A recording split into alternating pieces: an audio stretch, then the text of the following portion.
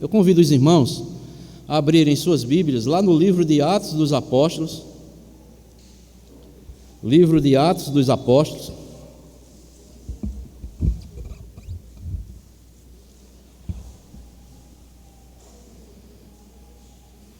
Livro dos Atos dos Apóstolos, capítulo 9.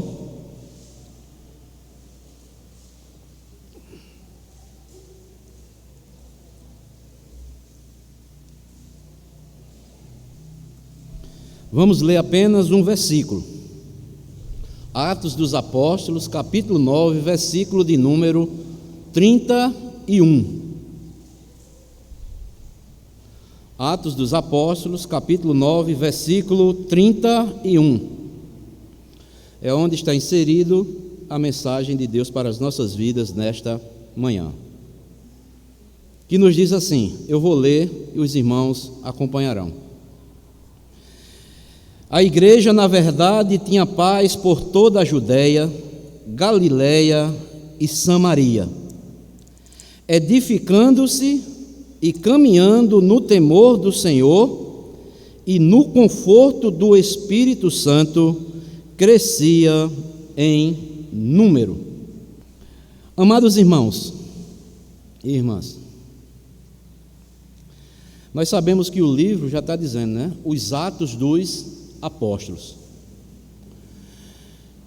São relatos, né, que o autor Lucas deixou escrito, inspirado pelo Espírito Santo, para a vida da sua igreja, que somos nós, o seu povo aqui na terra. E aqui, amados irmãos, neste capítulo, o livro de Atos, ele vai começar ou iniciar uma nova sessão. Nós sabemos que o livro de Atos é um livro histórico, né? Mas também tem várias doutrinas também que devemos ou devem ser aplicadas para a sua igreja.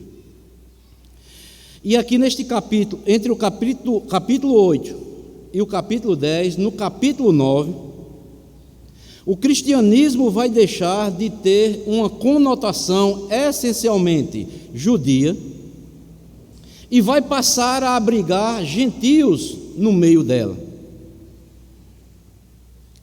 Sua dimensão de universalidade vai se tornar mais patente a partir do capítulo 10 aqui do livro de Atos. Então, o capítulo 9 aqui do livro de Atos, ele é como um parênteses. Ele faz o quê? Uma transição entre uma igreja que até no capítulo 8 se compunha apenas de quê? De judeus, com exceção dos samaritanos, para tomar agora direção para os gentios, ou seja, para as outras nações que não eram os judeus ou samaritanos. É como que a fé cristã agora, ela vai romper com o seu casulo e vai se tornar agora uma fé universal, ou seja, todas as nações terão o conhecimento do cristianismo. E é neste capítulo 9 aqui que faz esta transição. E uma prova disto, amados irmãos, aqui no capítulo 9, é onde começa com a conversão de um dos maiores perseguidores da igreja, um líder dos fariseus chamado Saulo de Tarso. Nós sabemos que, historicamente, os fariseus eram fechados em sua teologia, tinham uma postura inclusivista, não admitia de maneira nenhuma a presença de outra etnia ou raça dentro da fé dos judeus. E nós somos conhecedores de dois provérbios que foram criados pelos judeus. O primeiro deles diz o seguinte: Deus fez os gentios, ou seja, outros povos, né, que não são judeus, para serem o combustível do fogo do inferno. Este era o primeiro provérbio criado pelos fariseus. E havia também outro provérbio, também criado pelos fariseus. Eles diziam o seguinte: maldita seja a parteira judia que ajuda uma gentia a dar à luz. Maldita seja duas vezes porque ajudou um gentio e porque pôs um gentio no mundo. Por aqui, amados irmãos, os irmãos podem perceber que, como eram os fariseus com as outras nações, tinha esse provérbio, ele diz que Deus criou os gentios para serem um combustível do inferno, e amaldiçoava duas vezes uma parteira que ajudava um gentio a dar à luz a um gentio e colocar assim no mundo. Mas aqui no capítulo 9, amados irmãos, um dos líderes deste grupo dos fariseus se converte, como eu falei, Saulo de Tarso, que depois passou a ser chamado de Paulo. E daí por diante, este homem, Saulo de Tarso, que depois chamado de Paulo, é exatamente este homem que vai tirar a afeição judaica do cristianismo e vai tornar o quê?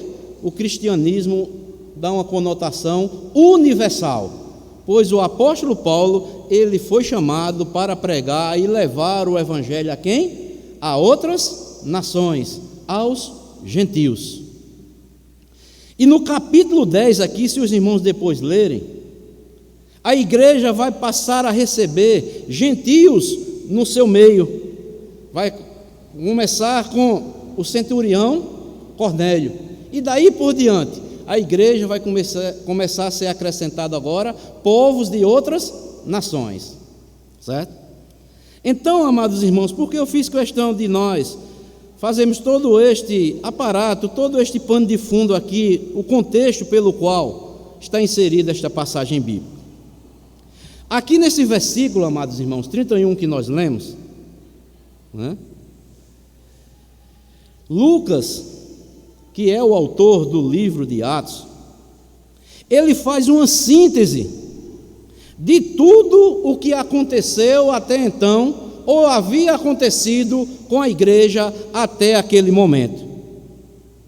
Ele vai resumir a vida da igreja até este momento, antes de começar a narrar uma nova fase na história da igreja de Jesus Cristo.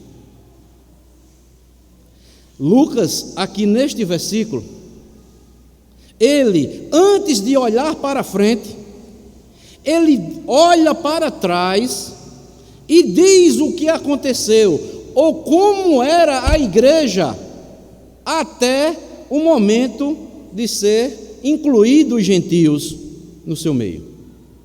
É o versículo que nós lemos, Atos dos Apóstolos, capítulo 9, versículo 31. A igreja, na verdade, tinha paz por toda a Judéia, Galiléia e Samaria, edificando-se e caminhando no temor do Senhor e no conforto do Espírito Santo, crescia em número. Portanto, amados irmãos, neste versículo, Lucas vai nos mostrar algumas dimensões que a igreja ali, até o momento, ela deixava transparecer, era vista pelo mundo. Essas dimensões, amados irmãos, elas são necessárias, porque faltando uma, a igreja vai apresentar, sem dúvida, problemas sérios, não só na sua existência, mas na sua forma de se apresentar para o mundo. Então, amados, meu propósito desta manhã é o seguinte: o que podemos extrair aqui deste versículo para a igreja de Jesus Cristo nos nossos dias atuais, que somos nós? como era a vida da igreja ali nos seus primórdios, até aqui, no final do capítulo 9, que Lucas vem a destacar neste versículo. Por isso, que o tema da nossa mensagem nesta manhã é as dimensões da igreja de Jesus Cristo. E eu quero apresentar nesta manhã, com base neste versículo, 4 dimensões que a igreja aqui no texto apresenta e aplicar como dimensões que nós, como igreja, devemos aplicar para as nossas vidas. Então, quais são as dimensões da igreja de Jesus Cristo, destacada aqui por Lucas neste versículo? A igreja, na verdade, tinha paz por toda a Judéia, Galiléia e Samaria, edificando-se no temor do Senhor e no conforto do Espírito Santo. Crescia em número. Então vamos para a primeira dimensão que Lucas destaca aqui neste versículo como igreja de Cristo ali naquele momento. Em primeiro lugar, a parte A do versículo 31. Que diz assim: a igreja, na verdade, tinha paz por toda a Judéia, Galiléia e Samaria. Então, em primeiro lugar, a primeira dimensão que Lucas destaca aqui, daquela igreja ali naquele momento, é que a igreja, ela crescia para dentro dela. A igreja crescia para dentro dela. A igreja tinha paz por toda a Judéia, Galiléia e Samaria. Aqui está, amados irmãos, a primeira declaração de Lucas. O primeiro lugar para onde a igreja crescia era para dentro. E o que é isso? Ela crescia dia após dia no seu relacionamento de uns para com os outros. A igreja tinha a verdadeira paz, era a paz de Jesus Cristo. Não era a paz do mundo. Esta ordem, amados irmãos, que Lucas aqui apresenta, não é sem sentido. Lucas, ele é um homem muito detalhista, e a ordem que ele coloca aqui tem sentido, porque se uma igreja não tem esta dimensão de crescimento para dentro, ela não cresce ou não vai desenvolver em nenhuma outra área. Se ela não tem crescimento no seu relacionamento de uns para com os outros, ela não vai crescer, não vai desenvolver em nenhuma outra área.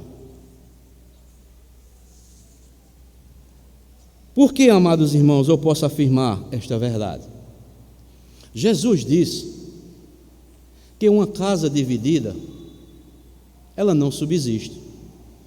São palavras do Senhor da igreja. E quando nós lemos lá na oração sacerdotal, abram comigo aí, João capítulo 17. Veja a oração que Jesus vai fazer para a sua igreja.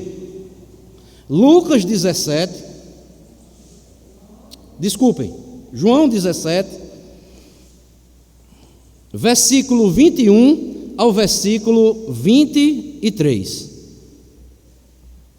Veja, isso aqui já é o final, certo? Da oração, mas eu vou pegar apenas o versículo 21 ao versículo 23. É a oração sacerdotal que Jesus faz a Deus pela sua igreja. Ele diz, João 17, versículo 21 ao versículo 23. Jesus diz: a fim de que todos sejam um, como és tu, ó Pai, em mim e eu em ti, também eles sejam um em nós, para que o mundo creia que tu me enviaste. Eu lhes tenho transmitido a glória que me tens dado, para que sejam um como nós o somos, eu neles e tu em mim, a fim de que sejam aperfeiçoados em quê? Na unidade, para que o mundo conheça que tu me enviaste e os amastes como também amastes a mim. Eu quero chamar a atenção principalmente neste último versículo, versículo 23, para que o mundo conheça que tu me enviaste e os amastes como também amastes a mim. Por isso que Lucas, lá no livro de Atos, no versículo 31 que nós lemos, diz que a igreja crescia na verdade, na paz, em todas as regiões, na Judéia, na Galiléia e em Samaria. Porque havia verdadeiramente, amados irmãos, unidade entre aqueles irmãos.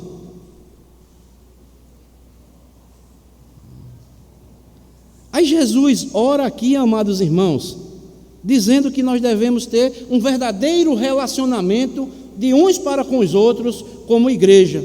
Por quê? Isso é fundamental, amados irmãos.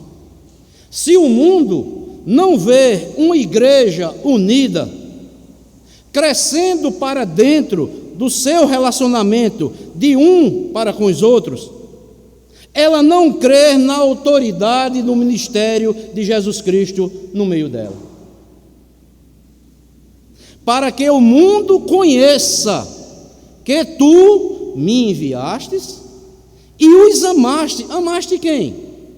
Nós que somos o seu povo, como também amastes a mim.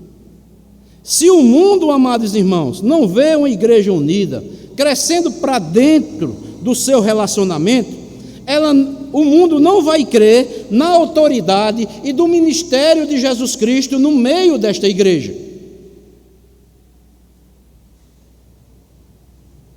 Se uma igreja, ela vive no seu relacionamento como uma reunião de condomínio de prédio, se ela vive como um partido político ou como uma torcida organizada de time de futebol, ela tem pouco para mostrar para o mundo. Porque eu fiz questão de citar, amados irmãos, tem igrejas que parecem partidos políticos, cada um tem sua preferência, como seu time de futebol, cada um torce pelo seu time. Igreja não é para viver dessa forma. Igreja tem que crescer no seu relacionamento para dentro. A maior credencial de uma igreja local que pode apresentar ao mundo não são, amados irmãos, muitas vezes uma postura até legalista. Não são os decibéis do culto que muitos estão apresentando aí. Não. É uma vida harmônica, que haja harmonia de uns para com os outros. O mundo, amados irmãos, que está aí fora, é um mundo dividido. O mundo é um mundo fraturado. As pessoas têm suas ideologias, têm suas posturas políticas, por uma cultura.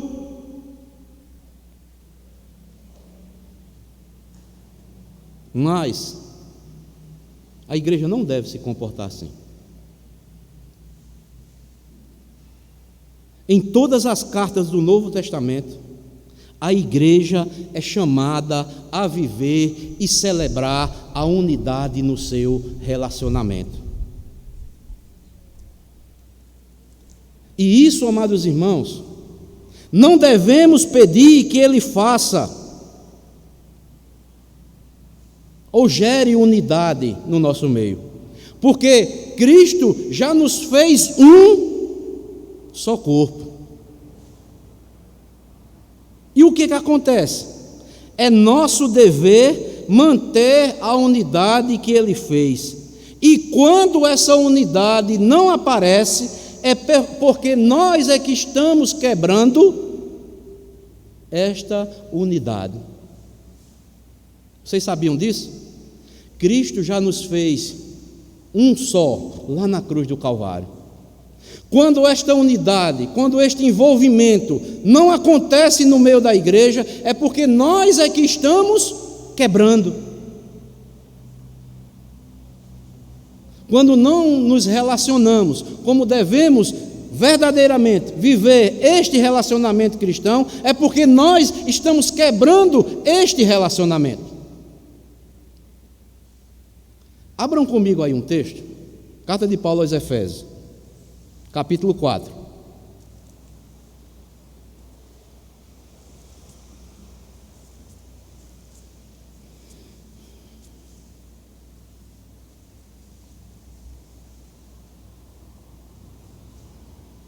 Efésios capítulo 4, versículo 1,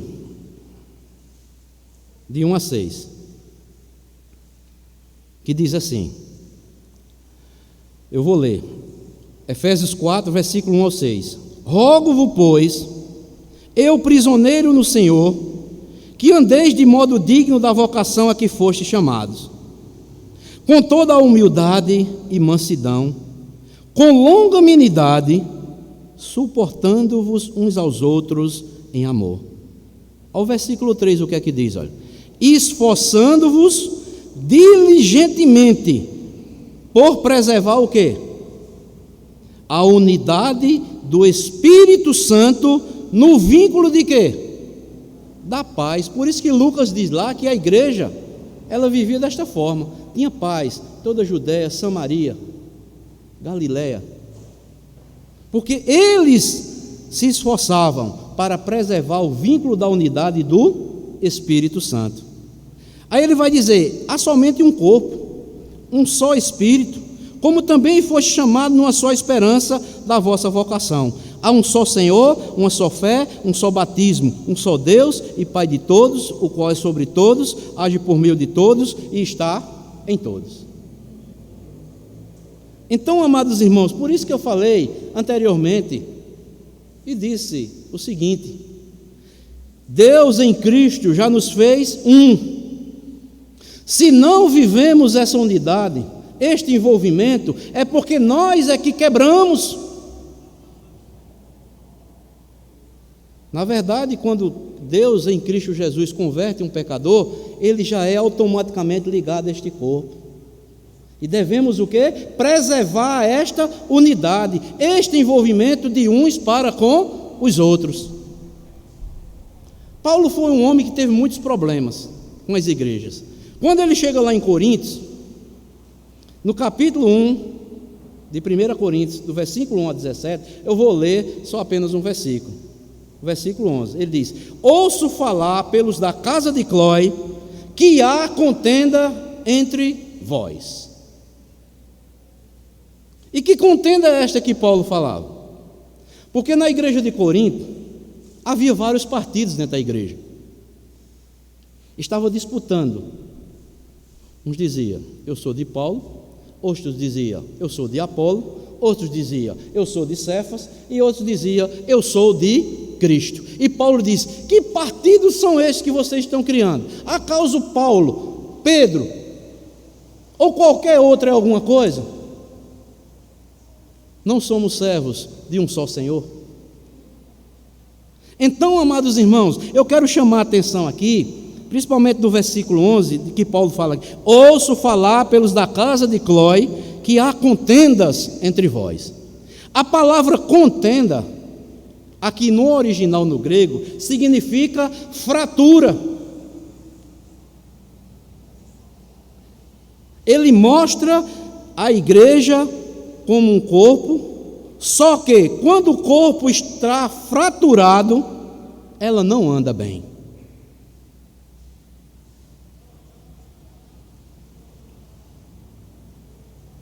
E amados irmãos, vamos ser sinceros, trazendo para nosso dia a dia. Por vezes, amados irmãos, nós fazemos fraturas na igreja.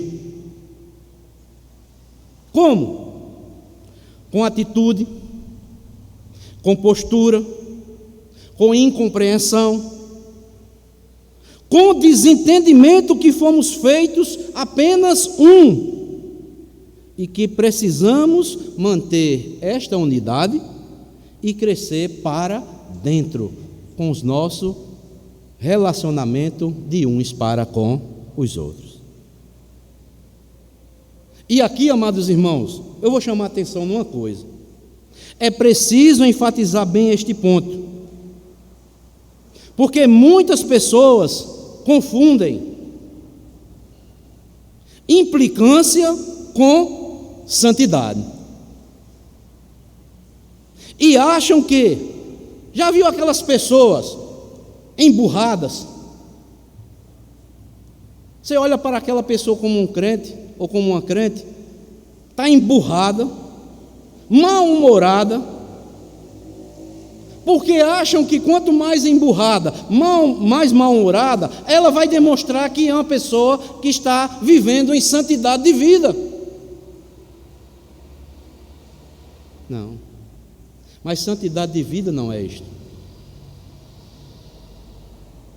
Por isso, que alguém já disse o seguinte, que os santos são as piores pessoas do mundo. Muitos santos, crentes, são insuportáveis.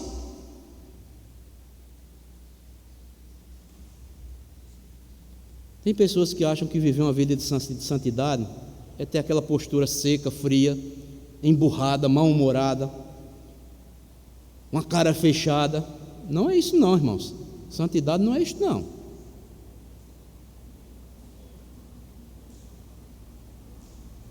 Se há uma preocupação que nós devemos ter como crentes nos nossos dias, como membros da Igreja de Jesus Cristo, nós precisamos crescer para dentro, envolvimento de uns para com os outros, num relacionamento amoroso, fraterno, mantendo com os irmãos um coração sempre acessível uns aos outros. Porque eu vou dizer uma coisa, amados irmãos, se falharmos neste primeiro ponto, lá na frente a igreja vai sentir.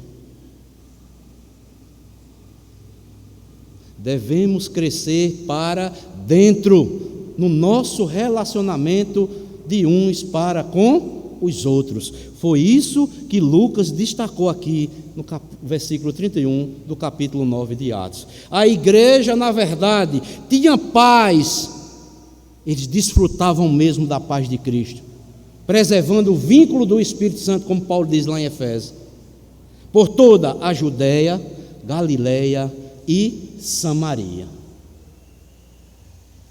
Esta é a primeira dimensão que Lucas aqui destaca da igreja de Jesus Cristo, lá nos seus primórdios. E como igreja, nós precisamos crescer para dentro. Mas há outra segunda dimensão. Aí no próprio versículo 31 do capítulo 9 de Atos, o início da segunda sessão, edificando-se. A igreja, na verdade, tinha paz por toda a Judéia, Galileia e Samaria, edificando-se. E o que é isso? A igreja não só crescia para dentro, mas ela crescia para baixo. O que é edificar? O verbo edificar aqui no grego é o verbo para construção, quando se lança os alicerces. A ideia é levantar de baixo para cima os alicerces. E o que Lucas quis dizer aqui? Se uma igreja não tem alicerces sólidos, um dia ela vai acabar o quê? Desaparecendo. E muitas vezes, hoje nós estamos pensando em crescimento de igreja, em programas especiais, em festas, em encontros de louvor. E muitas vezes nós podemos presumir que são essas coisas que vai produzir o crescimento espiritual da igreja. Eles podem produzir momentos de confraternização, de bem-estar, de alegria, mas se não tiver fundamentos, não vamos crescer espiritualmente de forma alguma. Por vezes, nos preocupamos demasiadamente com o crescimento da confraternização e nos esquecemos da ausência das raízes.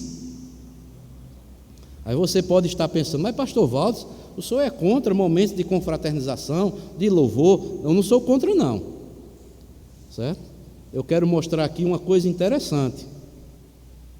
Antes dessas coisas, devemos ter compromisso com a palavra de Deus, devemos ter compromisso com a vida de oração, devemos ter compromisso com a vida de meditação, devemos ter compromisso com a pregação do Evangelho para os incrédulos, com amor a Jesus Cristo, com amor a Deus e com amor ao próximo.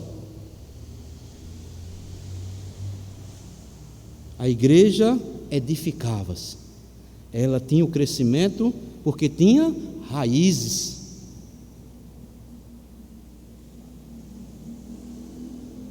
E uma coisa, amados irmãos, a igreja precisa crescer, é ter raízes, ter firmeza, cumprir sua missão, ser luz e ser sal na terra.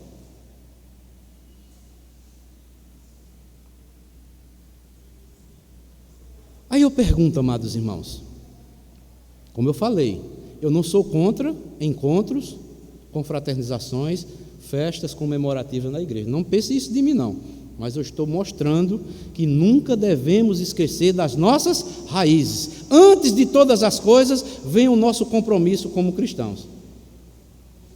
Por quê, amados irmãos? Vejam só, no dia em que nós fomos batizados, no dia em que nós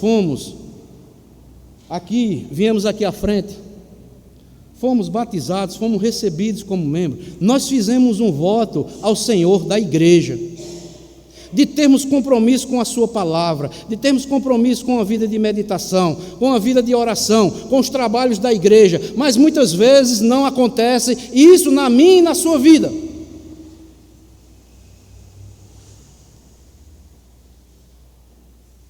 A igreja precisa crescer conforme as suas raízes.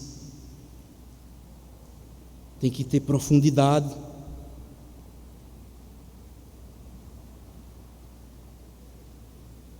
Todos nós aqui façamos uma reflexão, cada um individualmente, e pare e você pergunte para você mesmo: como é que está o meu compromisso com os votos que eu fiz a Ele no dia em que eu fui batizado e recebido como membro da Igreja de Jesus Cristo?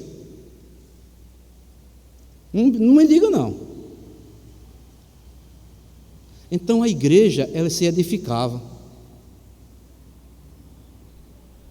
Por isso que eu digo, se não houver aquela primeira parte, crescer para dentro, no seu relacionamento, vai ter dificuldade nessa área, crescer nas suas raízes. Se todos não pensarem unânime uma coisa só, vai ter dificuldades. Cada um vai querer edificar conforme o seu querer, conforme o seu pensar. Criar raízes, crescer para baixo, criar raízes nas Escrituras, criar raízes na pessoa de Jesus Cristo. Qual é o nosso propósito? Estamos vindo para a igreja, estudando, meditando a palavra de Deus, é sermos cada vez mais o quê? Parecidos com quem? Com o pastor? Não, com a igreja de Jesus Cristo, vendo Cristo em nossas vidas.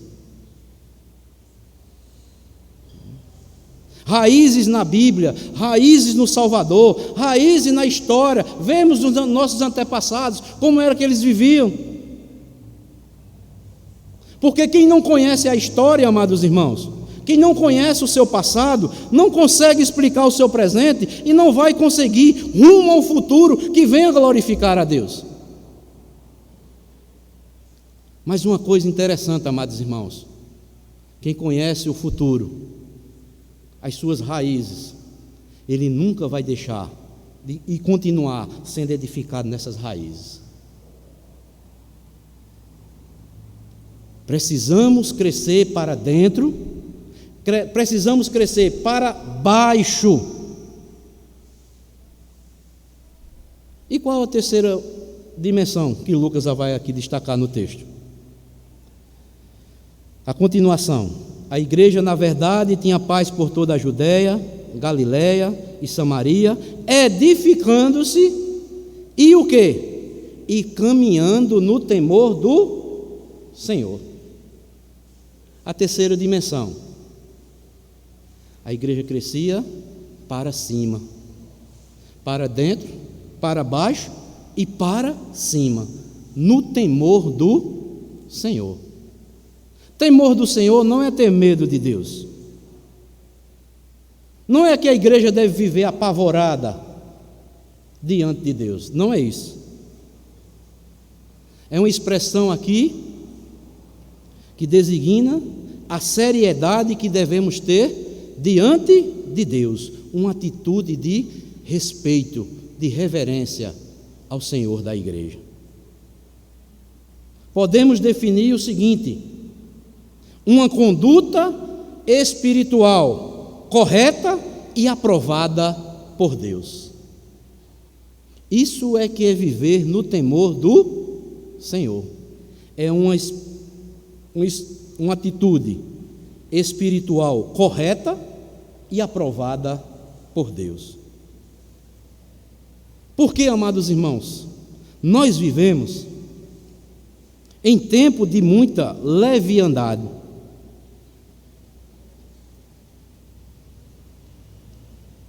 Muitas vezes nós fazemos piadas com as coisas santas, somos negligentes com as coisas de Deus, evidenciamos nas nossas vidas a falta de seriedade e compromisso espiritual com Deus. Nós descuidamos da nossa própria vida. Alimentamos-nos 3 vezes por dia, alguns até se alimentam mais, mas muitas vezes passamos uma semana inteira sem nos alimentarmos espiritualmente e achamos que um sermão que ouvimos no domingo ou numa escola bíblica dominical vai nos manter de pé durante toda uma semana. E isso nós podemos manifestar se estamos sendo sérios diante de Deus ou não. E por não haver esta convivência, esta intimidade com Cristo, nós deixamos de receber a influência de Cristo em nossas vidas. Olha só, amados irmãos, que coisa interessante. Eu creio que você vai concordar comigo. Quando nós passamos a conviver com alguém muito tempo, nós naturalmente vamos assimilando o jeito daquela pessoa. Os irmãos concordam com isso? Comigo ou não? Se nós convivermos muito tempo com uma pessoa, ouvindo, conversando com ela, estreitando cada vez mais as nossas amizades, o que é que vai acontecer conosco? Naturalmente nós vamos cada vez mais ficando o quê? Parecido com quem? Com aquela pessoa. Seja no falar, seja no pensar, seja no olhar, seja nas atitudes, em tantas outras coisas. Mas, meus irmãos, vamos ser sinceros. Quantas vezes eu digo isso a começar de mim? Olhamos para membros de igreja e não vemos nada de Jesus Cristo na vida dele ou na vida dela.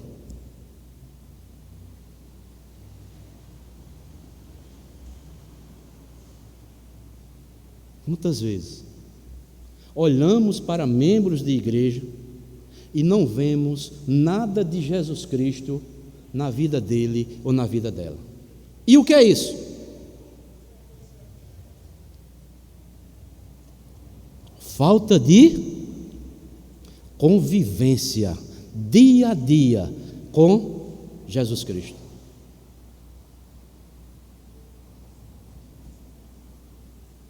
Muitas vezes, olhamos traços de pessoas, membros de igreja, que nem parecem serem filhos ou filhas de Deus. Dizem que confiam num pai, que o pai o sustentará todos os dias da sua vida, até a consumação dos séculos, e vivem reclamando, murmurando de tantas coisas que talvez não estão nem precisando. Que testemunho nós estamos dando para o mundo quando nós agimos assim? Estamos crescendo mesmo para cima, estreitando a nossa comunhão com Cristo? Cristo tem sido íntimo mesmo para conosco, meus irmãos. Quantas vezes estamos orando a Deus? Temos momentos a sós, clamamos a Ele. Desperdiçamos tanto tempo com tantas coisas. Mas os compromissos que uma vez assumimos com Ele, nós não estamos nem tendo momentos de nós expressarmos a nossa gratidão para com Ele e ao mesmo tempo Ele está falando conosco. Porque, amados irmãos, quando um cristão ele está andando verdadeiramente no temor do Senhor, sabe o que acontece? Ele vai ser um homem ou uma mulher submissa à voz de Jesus Cristo. Deus vai falar com ele na sua palavra e ele vai falar com Deus em oração. Então ele vai ter todo esse prazer, todos os dias, todo instante. E vai dizer: alegrei-me quando me disseram, vamos à casa do Senhor. Eu não sei como é que uma pessoa diz que tem comunhão com Deus e não tem alegria de vir para a casa do Senhor. A casa do seu Senhor. Nós sabemos, com algumas exceções, amados irmãos, tem muitos irmãos impossibilitados. Mas muitos mesmo, amados irmãos, é por negligência. É falta de comunhão, é falta de intimidade. As pessoas, nós sabemos que essa pandemia existe no mundo. Mas a Bíblia diz: se alegrem. Sabe por quê? Porque está se cumprindo a palavra de Deus. Tenham os cuidados, mas nunca esqueçam, é permissão do Pai que está acontecendo tudo isso. É Deus advertindo o mundo para que o mundo se desperte para Ele. É Deus querendo que o mundo veja que esse mundo está chegando ao fim.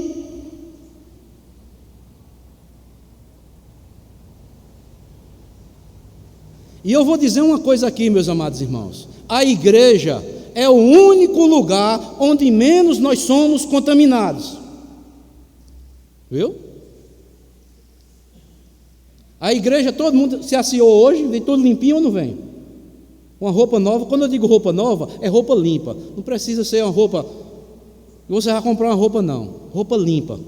Você vem todo asseado, você toma banho, se perfuma, coloca uma máscara, mantém um distanciamento. Vai passar apenas, no máximo, 1h30, 2 horas. E o povo tem medo de se contaminar. Aí eu pergunto: durante a semana, você fica todo dia dentro de casa mesmo, isolado? Você fica? Seja sincero.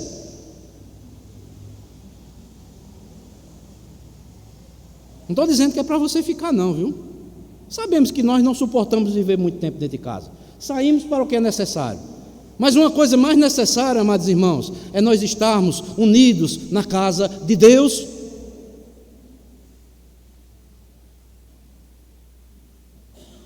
Quando nós não faltamos aos trabalhos da igreja, sabe o que é que eu estou dizendo para Deus? Essa não é coisa muito necessária, não, eu estar reunido lá com meus irmãos. Mas é necessário eu ir para o supermercado. É necessário eu fazer uma compra na farmácia quando eu estou doente. Você deve fazer. Mas a nossa maior necessidade, sabe qual é? É estarmos aqui, olha. Para isso o Senhor nos chamou. A igreja deve estar reunida, agradecendo a Deus, clamando a Deus por misericórdia. Temos clamado aqui pelas reuniões de oração. Era o momento que a igreja devia mais estar reunida para orar. Você pensa que você está online, vendo pregadores e pregadores aí. Jesus não está vendo sua negligência, não? A falta de respeito que temos com Ele, que Deus marca um compromisso conosco aqui na sua casa, e nós não estamos aqui para honrar o nosso compromisso. Se você estiver ocupado, se você estiver doente, alguma justificativa, algo que seja justificável, tudo bem. Mas se não, meu irmão, minha irmã, estamos negligenciando, estamos em falta para com o Senhor, dizendo que os trabalhos na igreja não são necessários. Despertemos, que Jesus Cristo não vai vir online não, viu? Jesus Cristo vai vir de forma visível. Vigiem, orem. O dever foi a coisa mais que Jesus exortou para a sua igreja. O dever de orar sempre sem esmorecer, esperando a sua vinda.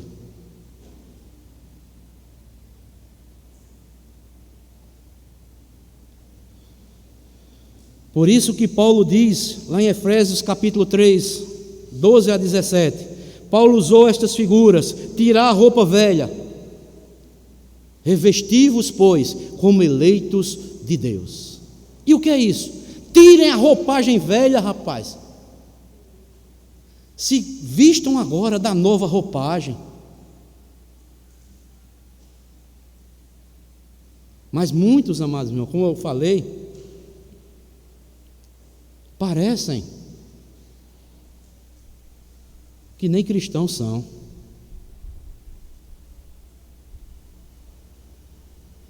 Tirem a roupagem velha, seja no falar, na linguagem de vocês. Falem algo que glorifiquem a Deus. No vestir, tem pessoas crentes, eu digo homens e mulheres, que se vestem piores do que homens e mulheres do mundo. No olhar, em que nós estamos colocando os nossos olhos? Nas coisas eternas ou nas que irão ficar e irão perecer? No nosso comportamento, como é que está o nosso comportamento em meio a este mundo? Nas nossas atitudes, no nosso amor, no perdão. E aqui uma coisa que eu vou mostrar para os irmãos: no nosso orgulho. Como Deus precisa trabalhar, amados irmãos, ainda, sabem o quê? Em nossos corações, para quebrar o nosso orgulho. E eu tenho certeza que aquele que é filho e que é filha de Deus, Deus vai trabalhar na vida dele ou na vida dela, de uma forma ou de outra. Deus tem seus meios para quebrar o orgulho dele ou dela, e ela venha reconhecer que ele ou ela não é nada na vida sem Jesus Cristo. A igreja precisa crescer para cima, ter comunhão, ter respeito, ter reverência. Então, por isso que eu digo, amados irmãos, o primeiro ponto é fundamental. É crescer para dentro. Porque quando nós crescemos mesmo, temos unidade de uns para com os outros. As outras etapas, as outras dimensões, nós teremos mais facilidade de crescermos diante de Deus. Para dentro, no nosso relacionamento, né? Para baixo, nas nossas raízes. Para cima, nós vamos ter relacionamento para com Deus, comunhão íntima com Deus. E a quarta e última dimensão está aí no final do versículo 31. E no conforto do Espírito Santo, crescia em número. Olha só, quando a igreja cresce para dentro, para baixo e para cima, ela recebe o quê? O texto está falando por ele mesmo, recebe o quê? Conforto no Espírito Santo e crescia em números. A igreja crescia agora para fora. E aqui, amados irmãos, nós devemos evitar dois extremos. Tem pessoas que acham que porque uma igreja não cresce, é porque Deus não quer que ela cresça. Tem dois extremos perigosos, se chama numerolatria e numerofobia. E o que é isso? A numerolatria. Muitas igrejas buscam resultados de crescimento a qualquer custo. Estão interessados no que funciona e não na verdade de Deus. Buscam o que dá certo e não o que é certo. Por isso, devemos avaliar também que muitos, para crescer, aspas, a igreja, estão negociando a verdade, estão fazendo barganhas, troca de favores, estão usando o púlpito como um negócio, e a graça de Deus como um produto, e os crentes como consumidores.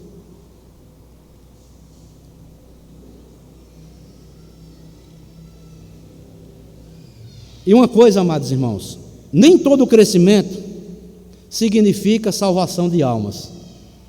Nem todo crescimento também promove a glória de Deus. Este é o extremo, a numerolatria. Tem pessoas que só querem crescer, não importa a forma, ou o que está sendo pregado, ou o que se é feito, ou os meios para ser alcançado. Está errado. Mas também existe a numerofobia. E o que é isso? Muitos, né, justificam que a igreja de Jesus Cristo tem que ser um número reduzido de membros. A igreja diz aqui, crescia em número. E se os irmãos observarem aqui o livro de Atos dos Apóstolos, ele é um livro histórico. O livro de Atos dos Apóstolos, ele não tem conclusão, a história ainda está aberta. A igreja sempre cresce e deve crescer em número. Alguém já disse uma coisa interessante, preste atenção. Muitas vezes nós precisamos, ou melhor, nós perguntamos: o que precisa ser feito para a igreja crescer? É ou não é? Essa não é uma pergunta que muitas vezes nós fazemos? O que precisa para a igreja crescer?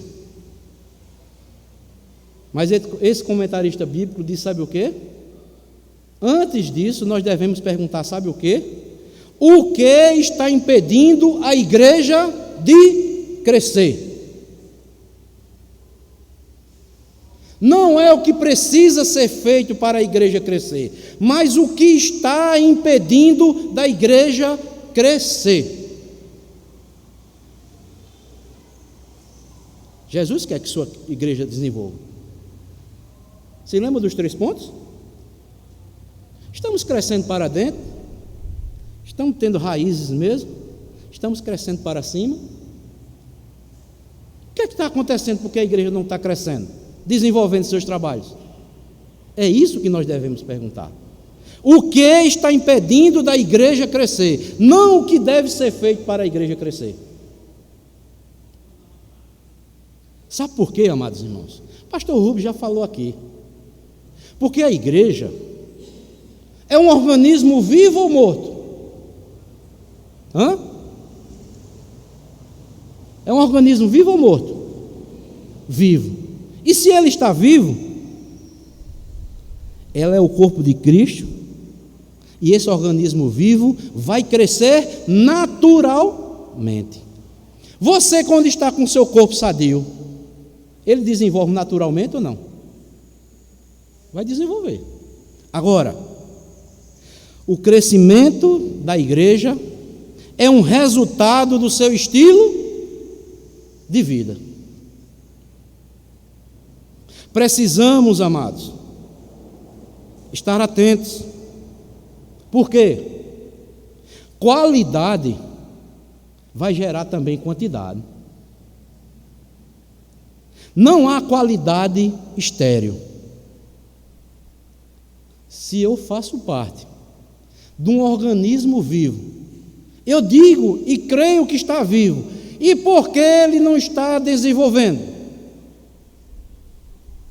Alguma coisa está impedindo.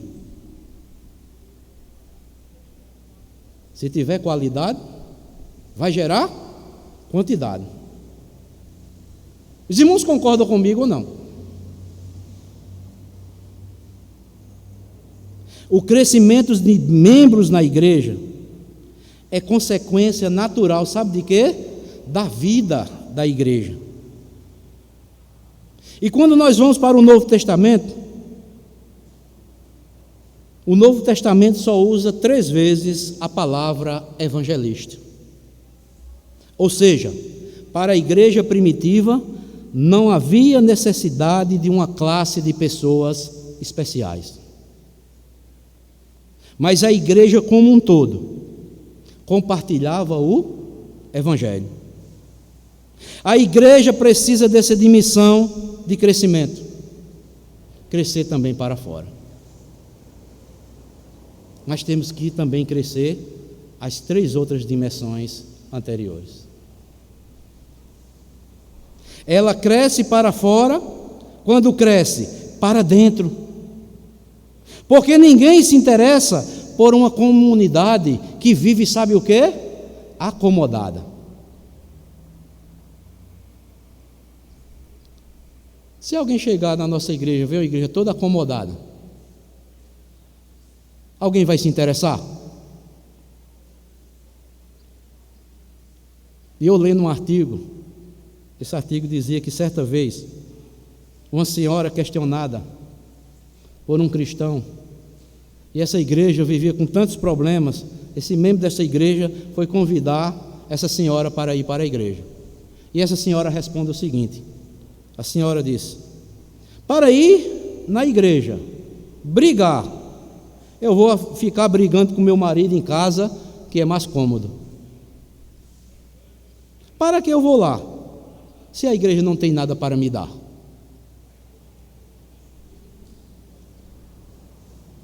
A igreja deve viver para apresentar Jesus Cristo para o mundo.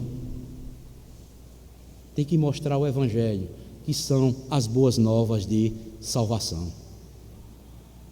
A igreja precisa crescer para fora. Primeiro precisa crescer para dentro. Crescer para baixo. Crescer para cima.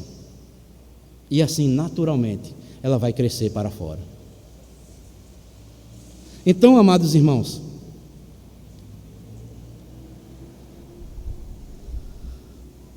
nós vimos pelo menos 4 dimensões da igreja: para baixo, para dentro, para cima e para fora. É preciso considerar algumas coisas. E nós, como igrejas de Jesus Cristo, que somos templo do Espírito Santo,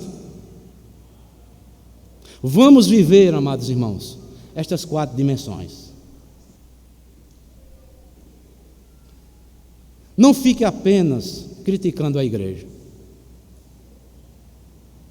Se envolva. Cresça para baixo. Cresça sua comunhão para com Deus. Se envolva com os irmãos da igreja. Porque, amados irmãos, olha, eu vou falar uma coisa aqui interessante. Quando nós criticamos da igreja que somos membros, eu estou criticando da minha casa. Você sabia disso? Se Deus me colocou nesta casa aqui, neste local aqui, quando eu faço crítica à igreja pela qual eu pertenço, eu estou criticando o quê? Que a minha casa não está em ordem, porque eu faço parte da membresia desta igreja. É mais fácil eu e você fazermos, sabe o quê? Vamos crescer para dentro, vamos frequentar os trabalhos, vamos dizer: eis-me aqui, envia-me a mim.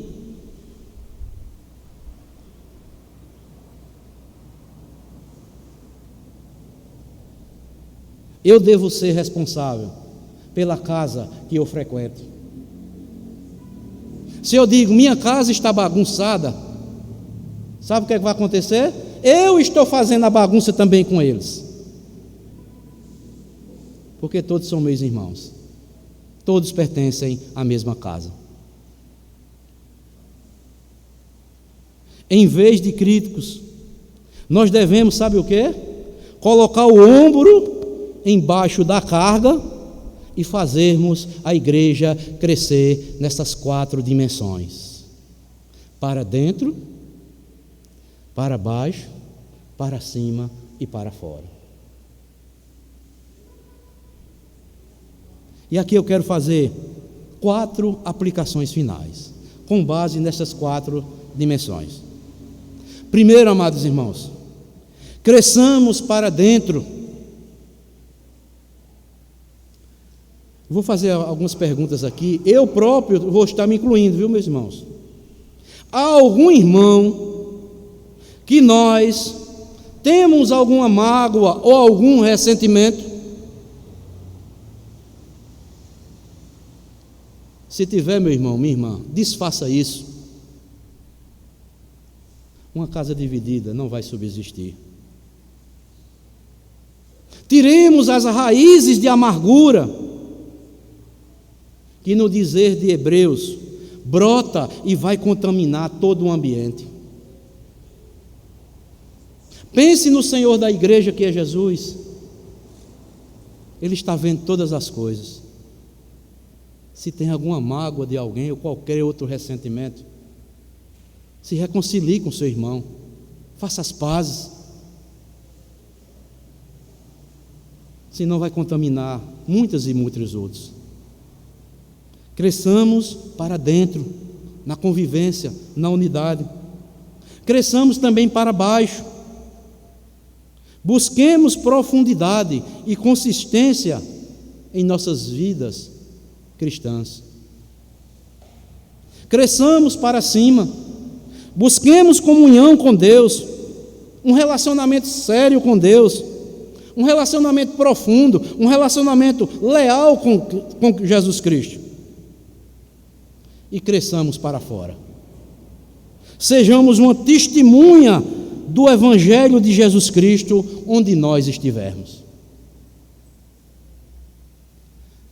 E alguém, ao olhar para mim, para a sua vida, possa dizer: aquele é um homem de Deus, aquela ali é uma mulher de Deus.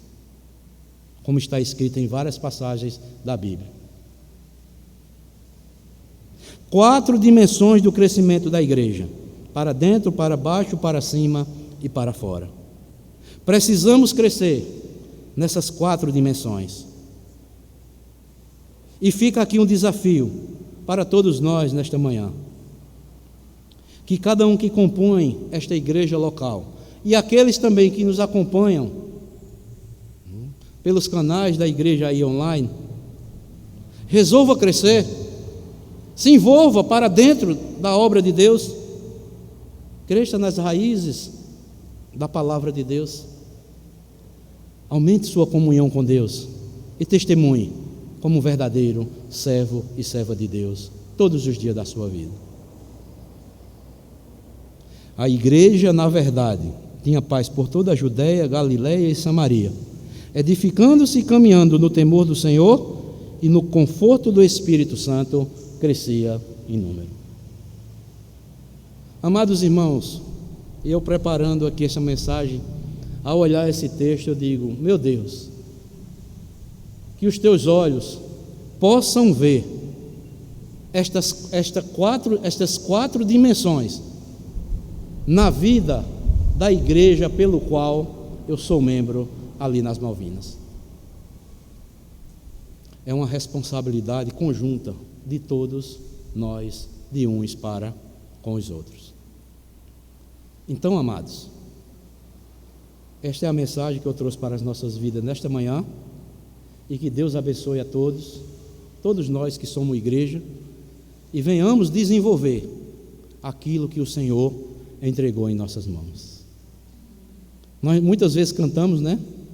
Um pendão real vos entregou o Rei, a vós, soldados seus. Será que nós, amados irmãos, estamos mesmo honrando como soldados de Jesus Cristo? Estamos sempre atentos, sempre nos preparando, vigilantes e atentos à ordem daquele que é o nosso superior? Que Ele nos ajude como igreja.